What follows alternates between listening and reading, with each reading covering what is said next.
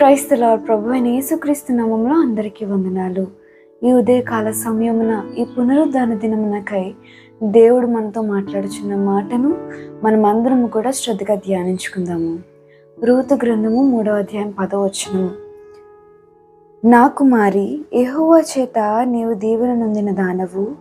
కొద్దివారిని గాని గొప్పవారిని గాని యవనస్తులను నీవు వెంబడింపక ఉండుట వలన నీ మునుపటి సత్ప్రవర్తన కంటే వెనుకటి సత్ప్రవర్తన మరి ఎక్కువైనది.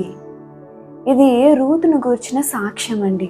ఇది దేవుడు చెప్తున్నది కాదు, మరి బోయాజు చెప్తున్న సాక్ష్యం. రూతును బట్టి ఏమంటున్నాడంటే, మునుపటి సత్ప్రవర్తన కంటే వెనుకటి సత్ప్రవర్తన మరీ ఎక్కువైనది అని చెప్పి రూతును గురించి బోయాజు చెప్తున్న సాక్ష్యం అన్నమాట.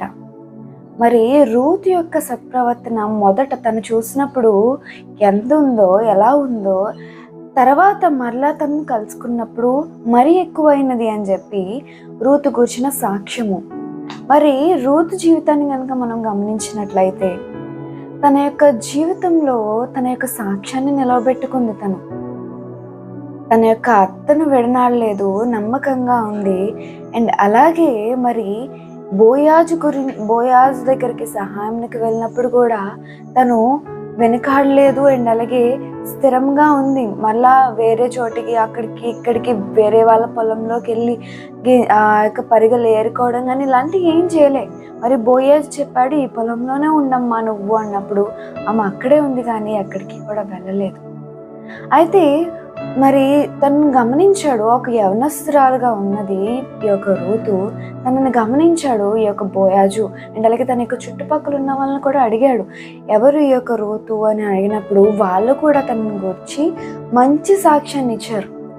ఈ రోజున క్రైస్తవులుగా పిలువబడుతున్న మనము మన యొక్క సాక్ష్యం ఎలాగుందో ఒకసారి మనము చూసుకోవాలండి. మరి కొద్ది కాలం మాత్రము మనం చాలా ఫైరీగా ఉంటూ ఉంటాం.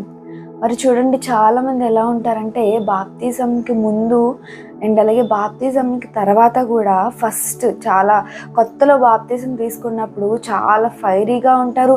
అండ్ అలాగే చాలా ఎంత వినయ విధేయతలతోటి అండ్ అలాగే వారి యొక్క సాక్ష్యాన్ని కాపాడుకుంటూ ఫస్ట్ చాలా ఫైరీగా ఉంటూ ఉంటారు.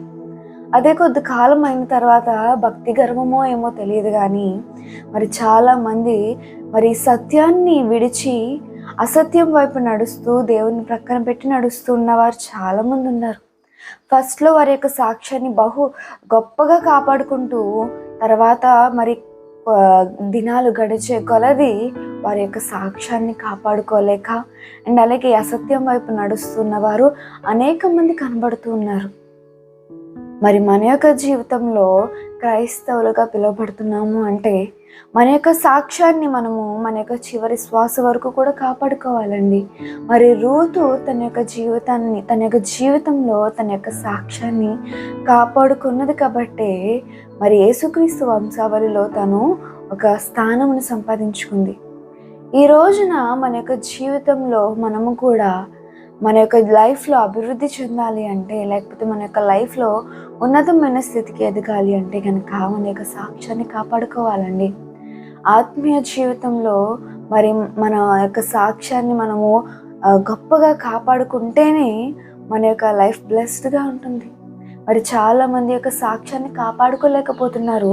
వాళ్ళ యొక్క చుట్టుపక్కల ఉన్న వాళ్ళే వారిని గురించి సాక్ష్యం ఇస్తున్నారు. ఏమనంటే, వీళ్ళు క్రైస్తవులే కానీ వీళ్ళంత భక్తి పరులు కాదండి, వీరు ఇదివరకు బాగానే ఉండేవారు కానీ మరి ఏమైందో తెలియదు, మళ్ళీ లోకం వైపు తిరిగిపోయారు అని చెప్పి వారిని గురించి సాక్ష్యం ఇస్తున్నారు. మనల్ని గురించి ఎవరు కూడా అటువంటి సాక్ష్యాన్ని చెప్పకూడదు కానీ వీళ్ళు క్రైస్తవులండి, వీరు దేన్ని కూడా పట్టించుకోరు, వీళ్ళు చాలా దేవునిలో ఉంటూ ఉంటారు, ఎవరు ఏమన్నప్పటికీ కూడా వారు మళ్ళా మాటకి మాట సమాధానం చెప్పరు, చాలా దీన మనస్కులు గలవారై ఉంటారు అని చెప్పి మనలను గురించి సాక్ష్యం ఇవ్వాలి. అండ్ అలాగే మన యొక్క ఆత్మీయ జీవితాన్ని గురించి మన యొక్క తోటి వ్యక్తులు చెప్పుకోవాలి, వీళ్ళు పాపమునకు చాలా దూరముగా ఉంటారు, దేవుణ్ణి కలిగిన ప్రజలు అని చెప్పి వాళ్ళు చెప్పాలి. అంతేగాని మనలను గురించి చెడ్డగా వాళ్ళు చెప్పుకోకూడదు.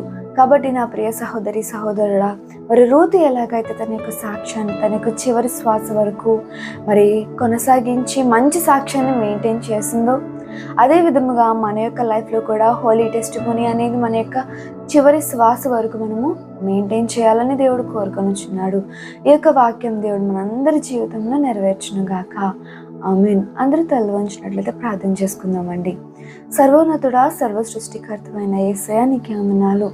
మరి ఈరోజు మీరు మాతో మాట్లాడిన వాక్యమును బట్టి నీకు స్తోత్రం తండ్రి. మా యొక్క సాక్ష్యాన్ని మేము మా యొక్క చివరి శ్వాస వరకు కొనసాగించే భాగ్యాన్ని నీవే మాకు అనుగ్రహించమని, ఈ యొక్క వాక్యం వినుచున్న ప్రతి ఒక్కరిని నీవే దీవించి ఆశీర్వదించమని ఈ ప్రార్థన యేసుక్రీస్తు ఘనమైన నామంలో ప్రార్థించి అడిగి వేడుకొనుచున్నాం తండ్రి.